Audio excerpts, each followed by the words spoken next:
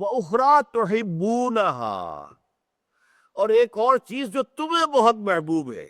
دیکھیں میں نے کہا تھا انسان بر بنائے طبع بشری چاہتا ہے کہ میری مساعی کامیابی سے they may be crowned with success، کامیابی سے ہمکنار ہو جائے. میں اپنی زندگی میں دیکھوں کہ میری محنت کا یہ نتیجہ نکل آیا. اخرى تحبونها، تم پسند کرتے ہو اس کو، وہ تمہاری ایک طبعی خواہش ہے، فطری خواہش ہے، چلو ہم وہ بھی پوری کیے دیتے ہیں.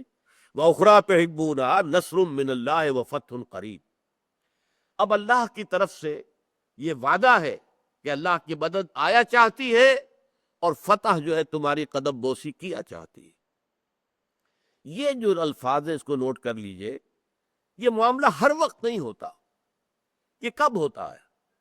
جب اللہ کے ماننے والے، اللہ پر ایمان رکھنے والے اپنی سعی و جہد، اپنی جافشانی، اپنی سرکروشی، اپنی قربانی سے اپنا یہ حق ثابت کر دیں کہ اب اللہ کی مدد آنی چاہیے. ایسے نہیں آتی.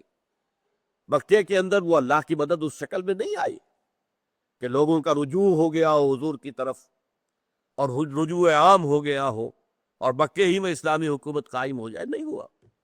وہاں سے آپ کو نکلنا پڑا. ایک دفعہ آپ نکلے مکے سے، طائف کی طرف گئے، وہاں سے بھی ناکام لوٹنا پڑا. پھر مدینہ کی طرف اللہ نے کھڑکی کھول دی، راستہ بن گیا، دارالہجرت بن گیا.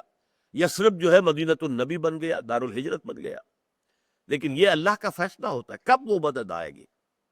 اس کے لیے قرآن مجید میں آیا بھی ہے کہ جب اللہ تعالیٰ کی طرف سے آزمائشوں کی انتہا ہو جاتی ہے، وَزُلْزِلُوا حَتَّى يَقُولَ الرَّسُولُ وَالَّذِينَ آمَنُوا مَعَهُ مَتَىٰ نَصْرُ اللَّهِ، جب پوری طریقے سے جھنجھوڑ لیا جاتا ہے، امتحانات ہو جاتے ہیں اور ان امتحانات کے اندر ثابت قدمی کا ثبوت دے دیا جاتا ہے، اور پھر پکار اٹھتے ہیں وقت کے رسول اور ان کے ساتھی، اللہ کی مدد کب آئے گی؟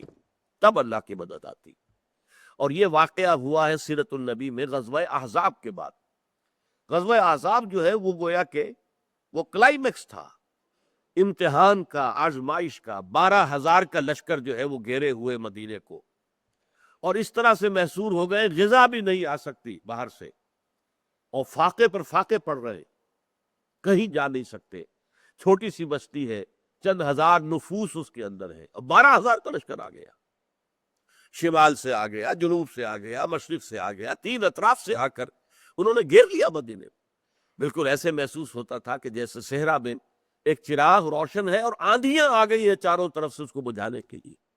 یہ سارا صورتحال جو ہے اتنی بظاہر مایوس کن تھی کہ منافقین کا نفاق جو ہے وہ چھپانے پر قادر نہیں رہے، ان کی زبانوں پر آ گیا. ما وعدنا اللہ ورسولہ الا غرورا، ہم سے تو اللہ اور اس کے رسول نے جھوٹے وعدے کیے تھے. ہم سے کہا گیا تھا کہ قیصر و کسریٰ کے خزانے تمہارے قدموں میں ہوں گے. ہمارا حال یہ ہو گیا کہ رفع حاجت کے لیے ہم باہر نہیں جا سکتے. آپ کو معلوم ہے کہ بیت الخلاء وغیرہ کوئی مکانوں کے اندر تو نہیں ہوتے تھے.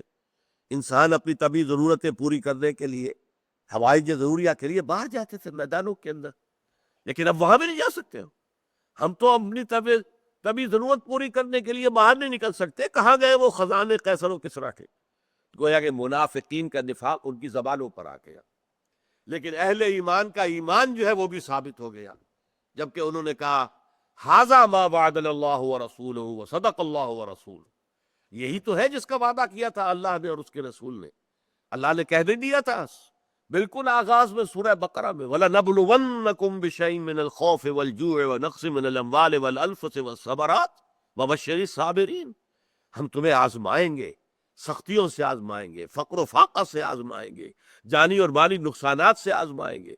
اور اگر اس میں صبر پر قائم رہے اور صبر کرو گے تو پھر ان کے لیے بشارت ہوگی.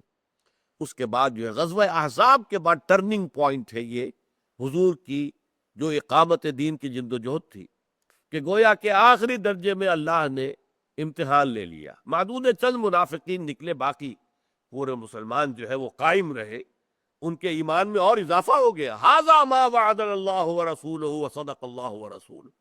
لہذا اس کے بعد حضور نے خود فرما دیا تھا کہ یہ آخری بار تھی کہ قریش تم پر حملہ ہو کر آئے تھے، اب ہماری طرف سے انیشیٹو ہوگا، ہم آگے بڑھیں گے.